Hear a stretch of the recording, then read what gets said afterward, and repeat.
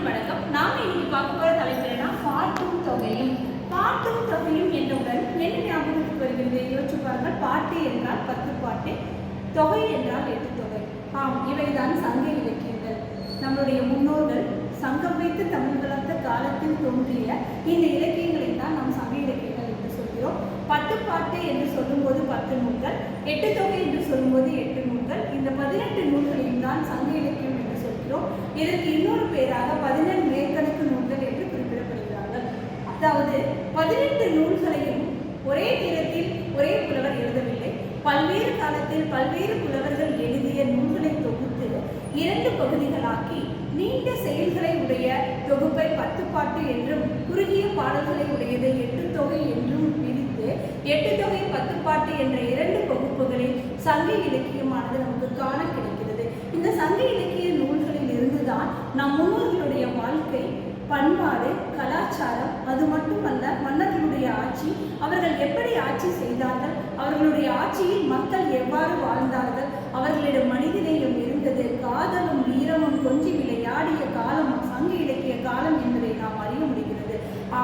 நம்முடைய தமிழர்கள் மட்டுமே அகப்புறம் என வாழ்க்கையை பிரித்து வாழ்ந்தார்கள் என அறிய முடிகிறது. அக இலக்கியங்கள், புற இலக்கியங்கள் என பிரித்து அகமும் புறமும் என்று ஒரு இணைந்த இயற்கையோடு இணைந்த வாழ்க்கையை அவர்கள் வாழ்ந்திருக்கிறார்கள். அகம் என்றால் உள்ளம், உள்ளத்தில் தோன்றுகின்ற உணர்வுகளை, அதாவது தலைவன் தலைவிக்கு மட்டுமே பகிர்ந்து சொல்லக்கூடிய உணர்வுகளை அகம் என்றும், வெளிப்புறத்தில் கொடை, வள்ளல், போர், சிறப்பு மற்றும் உள்ள அனைத்தையும் புறம் என்று சொல்லி அந்த புற வாழ்க்கையினுடைய சிறப்புகளையும் எடுத்து சொல்கின்ற நூல்களை எல்லாம் வகுத்து சங்க இலக்கியங்களாக நமக்கு காண தருகிறார்கள். இந்த சங்க இலக்கியங்களிலிருந்துதான் நம்முடைய வாழ்க்கையின் தத்துவங்களையும், எப்படிப்பட்ட முன்னோர்களுடைய வாழ்க்கையில் இருந்து பண்டைய தமிழர்கள் எவ்வாறு வாழ்ந்திருக்கிறார்கள் என்பதையும் நாம் அறிய முடிகிறது. முதலில் 10 பாட்டு என்ன நூல்கள் என்று பார்ப்போம். 10 பாட்டில் 10 நூல்கள் உள்ளன.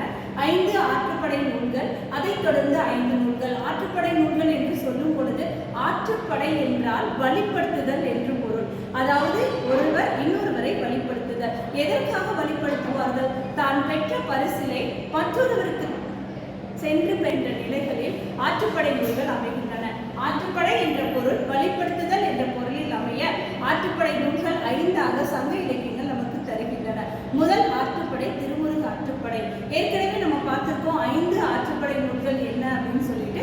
திருமுருக ஆற்றுப்படை, சிறுபான் ஆற்றுப்படை, பெரும்பான் ஆற்றுப்படை, பொருளர் ஆற்றுப்படை, கூத்தர் ஆற்றுப்படை. திருமுருக ஆற்றுப்படை நக்கீரர் எழுதியது.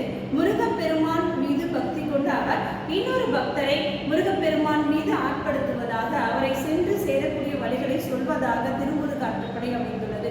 அதைத் தொடர்ந்து சிறுபாணன், பெருமானன், பொருளர், கூத்தர் என்ற வகைகளில் ஒவ்வொருவரும் அவரவருக்கு சார்ந்தவர்களை வழிபடுத்துதல் என்ற நிலைகளில் 5 ஆற்றுப்படை இலக்கியங்கள் அமைகின்றன. அதைத் தொடர்ந்து முல்லைப்பாட்டு, குறிஞ்சிப்பாட்டு, மதுரை காஞ்சி, நெடுநல்வாடை, பட்டினப்பாலை என்ற 5 நூல்கள் அக இலக்கியங்களையும் புற இலக்கியங்களையும் சேர்த்து பேசுகின்றன. இந்த 10 பாடல் அமைந்த 10 நூல்களுமே செம்மையான வாழ்வியலோடு மன்னர்கள் எவ்வாறு சிறப்போடு செயலாற்றினார்கள், அவர்களுடைய வாழ்க்கை எவ்வாறு அமைந்தது என்பதை எடுத்து காட்டுகிறது. முல்லைப்பாட்டு என்பது மிகச்சிறந்த பாட்டாக இருந்தாலும் மிக குறைந்த அடிகளில், குறிப்பாக 103 அடிகளில் முல்லை நிலத்திற்குரிய சிறப்புகளை சொல்லி செல்கிறது. குறிஞ்சிப்பாட்டு கபிலர் எழுதியது. குறிஞ்சி திணைக்குரிய சிறப்புகளையும் அதனுடைய மக்களுடைய வாழ்க்கை தரங்களையும், அவர்கள் எப்படி வாழ்ந்தார்கள், குறிஞ்சி மலரின் சிறப்புகளையும், குறிஞ்சி திணைக்குரிய உரிபொருள், கருப்பொருள், முதற்பொருள் அவற்றை விளக்கி செல்கிறது. மதுரை காஞ்சி. காஞ்சி என்றால் நிலை தன்மை, அதாவது உலகம் நிலையாமையை பற்றி சொல்கின்ற நிலை. மதுரை காஞ்சி என்ற நூல் அதை பற்றி சொல்கிறது. நெடுநல் வாடை, நீண்ட நல் வாடை.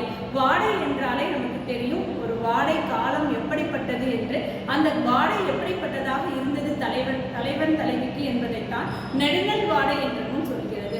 அடுத்ததாக பட்டினப்பாலை. முட்டா சிறப்பின் பட்டினம் பெரினும் என்ற அடிகளை சொல்லி பட்டினமே தந்தாலும் தலைவனுடைய முக மலர்ச்சியும் அவன் வாழ்கின்ற நிலைகளையும் இந்த நூல்கள் எடுத்துக் கொள்கின்றன. இவ்வாறாக ஆற்றுப்படையும் அக இலக்கியம் புற இலக்கியங்களையும் சொல்கிறது 10 பாட்டு.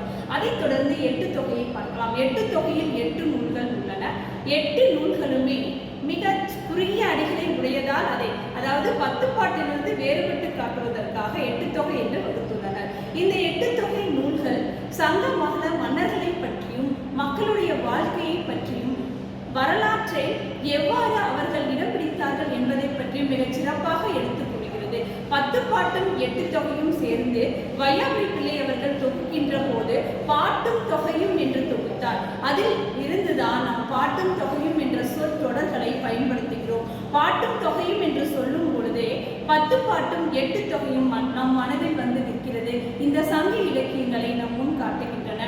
இந்த சங்க இலக்கியங்கள் சங்ககால மக்களின் வாழ்க்கையை இன்றைய கால மக்களுக்கு கொண்டு சேர்க்கின்ற இலக்கியங்களாக இது போன்ற தன்னுணர்ச்சி பாடல்களுடைய இலக்கியங்கள் இன்னும் இன்னும் வளர வேண்டும் என்று நினைத்தாலும் அன்றைய புலவர்கள் போல் இன்றைய புலவர்களும் இன்றைய எழுத்தாளர்களும் எழும்ப வேண்டும் என்ற நிலையில் நாம் சங்க இலக்கியங்களை இன்றும் போற்றிக் கொண்டிருக்கிறோம். ஏனென்றால் அந்த வகையான இலக்கியங்களை நாம் இங்கு பார்க்க முடியுமா என்றால் அது கொஞ்சம் கடினம்தான்.